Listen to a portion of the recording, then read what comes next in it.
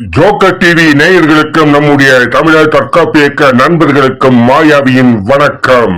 Operation EVM அதிரடி நடவடிக்கை மூலமாக இந்தியா முழுவதும் தன்னுடைய கட்டுப்பாட்டிற்குள் கொண்டு வரும் முயற்சியில் பாரதிய ஜனதா மாபெரும் RSS இயக்கம் வெற்றி பெற்றுள்ளது. இதை எங்களுடைய பிரபஞ்ச சக்தி உதவியால் கண்டுபிடித்து உங்களுக்கு இந்த யூடியூப் வாயிலாக தெரிவிப்பதில் மகிழ்ச்சி அடைகிறோம். மு.க. ஸ்டாலின் மாபெரும் வெற்றி. இப்பொழுது நடந்த இந்த தமிழ்நாடு 2026 தமிழ்நாடு தேர்தல் நடந்ததில் மாபெரும் வெற்றி மு.க. ஸ்டாலின் பெற்றுள்ளார். அவர்தான் மீண்டும் முதலமைச்சர். ஆனால் பாரதிய ஜனதாவுக்கும் தமிழ்நாடு திமுக மு.க. ஸ்டாலின் கட்சி அவருக்கும் ஏற்பட்ட பிரச்சனையினால் மு.க. ஸ்டாலின் மோடியை ஓரளவு தனது சுய லாபத்துக்காக ஆதரித்தாலும் வெளிப்படையாக அவங்களை எதிர்த்ததால் அவர்கள் சொல்லும் எல்லாவற்றிற்கும் தலையாட்ட முடியாமல் கையெழுத்து போடாமல் அவர் முறைத்துக் கொண்டதால் கார்ப்பரேட்டுக்கு சரியாக ஆதரவு கொடுக்காமல் அவர் தவிர்த்ததால் மோதியதால் மு.க. ஸ்டாலினை தோற்கடிக்க பாரதிய ஜனதா முடிவு செய்தது. நாங்கள் ஏற்கனவே சொன்னது போல் மு.க. ஸ்டாலின் 166 இடங்களில் வெற்றி பெற்று தனி மெஜாரிட்டி பெற்றார்.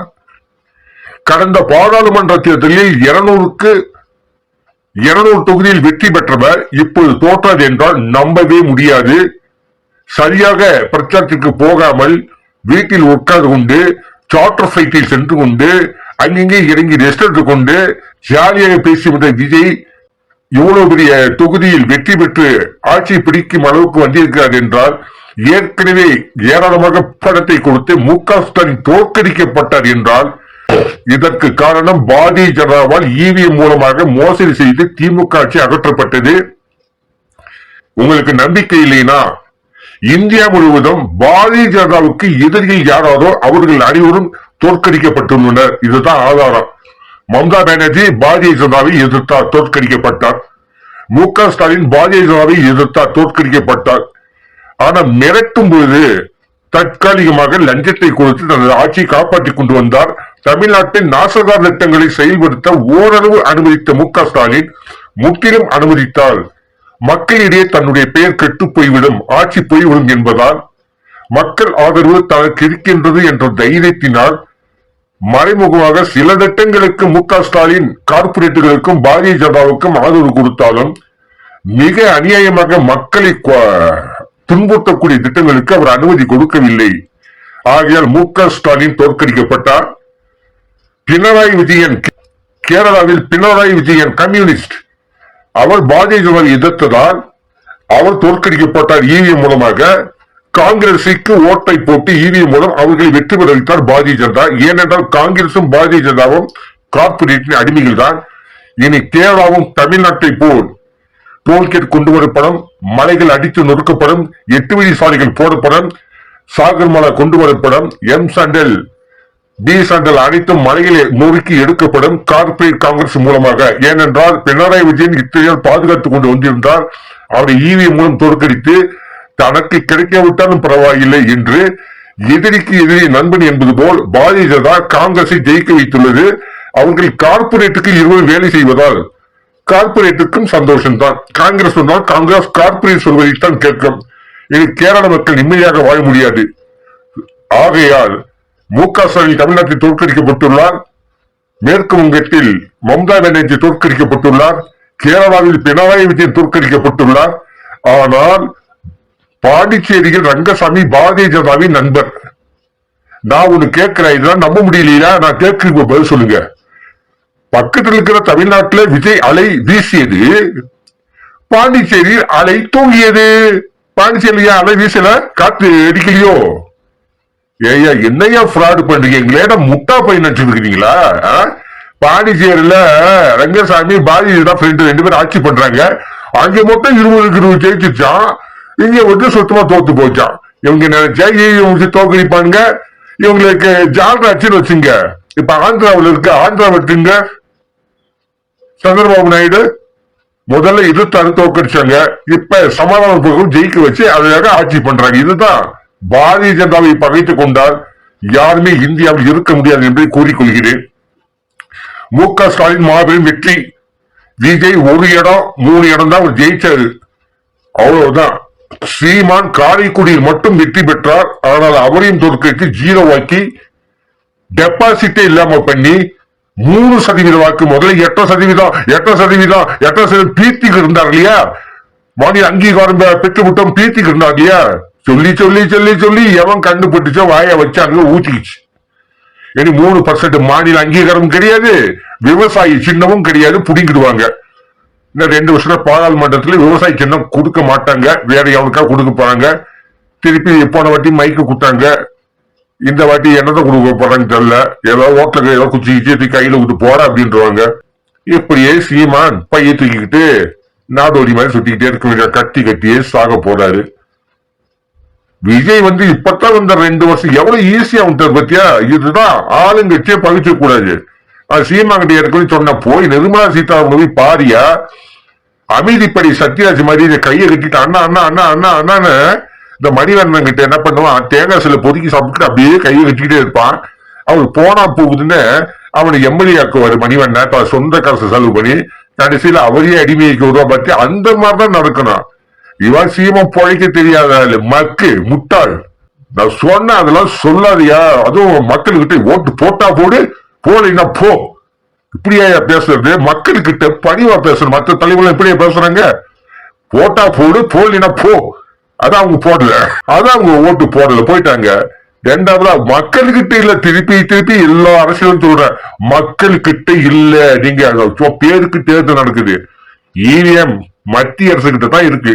இந்தியாவில் உள்ள எந்த மாநிலத்துல எந்த அரசியல் கட்சி தலைவர் முதலமைச்சர் ஆகணும்னு மோடி கிட்ட இல்லைங்க. மோடியே ஒரு அடிமைங்க.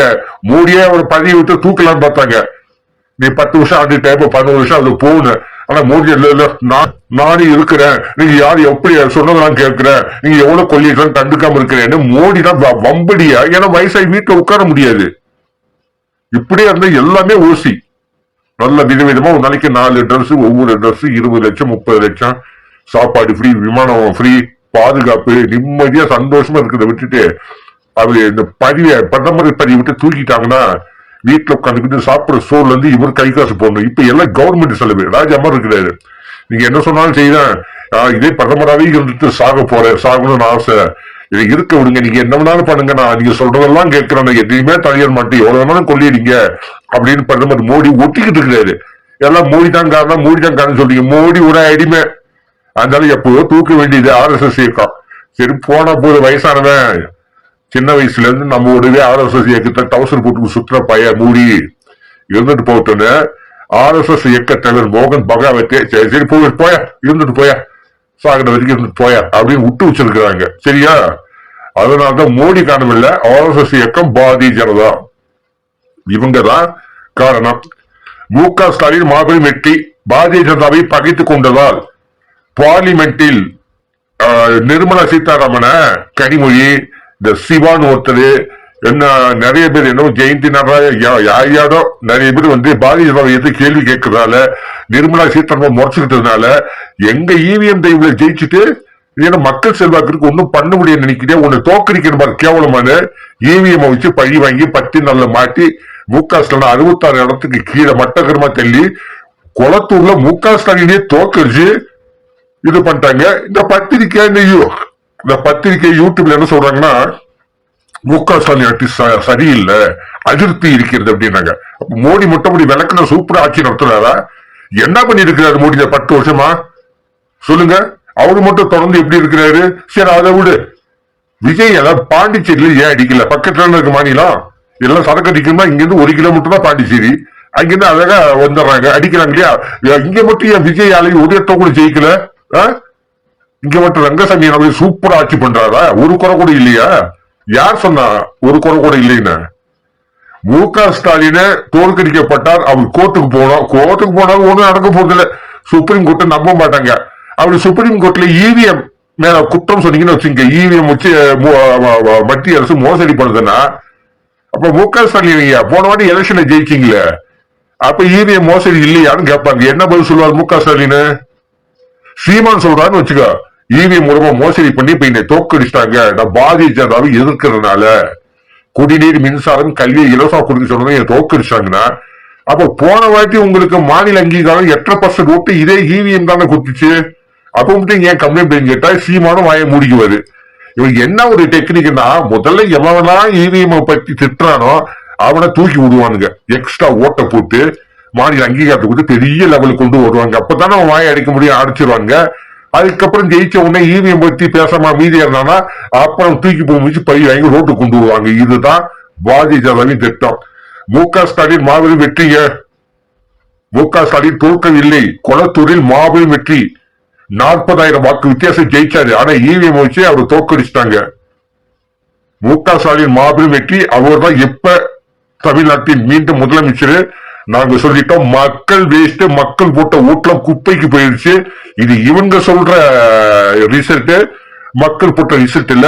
இன்னும் உங்களுக்கு சந்தேகமா இருந்துச்சுன்னா, ஓட்டு எண்ணிக்கை நடக்கிறதுக்கு முன்னாடியே விஜய் தான் ஜெயிப்பாரு, தொங்கு சட்டசபை வரும், எப்படி உங்களுக்கு தெரியும்? ஓட்டு போட்டு மக்கள் வரும்போது வடநாட்டில் இருக்கிறவன் சொல்றான், இங்க இருக்கிறவன் ஏதோ ஒரு பத்திரிகை சொன்னாலும் ஏதோ நம்பலாம், சரி இங்க இருக்கிறான் பாத்துருப்போம் அப்படின்னு.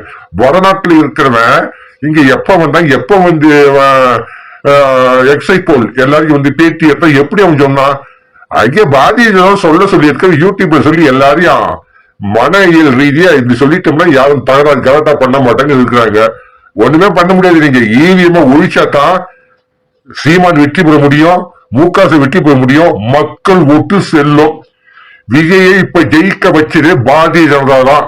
ஸ்டாலினையும் தோக்கடிக்கணும், விஜய கொண்டுகிட்டு வந்து 118 இடம் மெஜாரிட்டிக்கு தேவை. 234 தொகுதியில 118 இடம் ஜெயிச்சாதான் தனி மெஜாரிட்டியா விஜய் ஆட்சி செய்ய முடியும். அவங்க சொல்ற மாதிரி கார் மக்களுக்கு கொடுக்க முடியும், டாஸ்மார்க்க மூட முடியும், இன்னும் அன்னலட்சுமி சூப்பர் சிக்ஸ் என்னென்ன சிக்ஸ் எல்லாத்தையும் கொடுக்க முடியும். இப்ப அவரால் ஒண்ணுமே பண்ண முடியாது, பல்லு புடுங்கப்பட்ட பாம்பு, புசு புசுன்னு கட்டிக்கிட்டா இருக்கணும். இன்னொன்னு சொல்றேன், மு.க. ஸ்டாலின் வெற்றி, அவரை தோற்கடிச்சு மூடிய உட்கார வச்சிட்டாங்க. மம்தா பானர்ஜியை தோற்கடிச்சு மூடிய உட்கார வச்சிட்டாங்க. பினராயி விஜயை தோற்கடிச்சு மூடிய உட்கார வச்சிட்டாங்க. இனி பாரதிய ஜனதா இருக்க யாருமே இல்லை. பாரதிய ஜனதா ஆபரேஷன் இவிஎம் மூலமாக வெற்றிகரமா இந்தியாவை கைப்பற்றி விட்டது, எதிரிகளை அழித்து விட்டது. கத்தியின்றி ரத்தமின்றி அவங்களை கொல்லாம அழகா பல்ல பிடிக்கி மூலையில உட்கார வச்சிருச்சு. இனி யாராலும் பாரதிய ஜனதாவை அசைக்க முடியாது.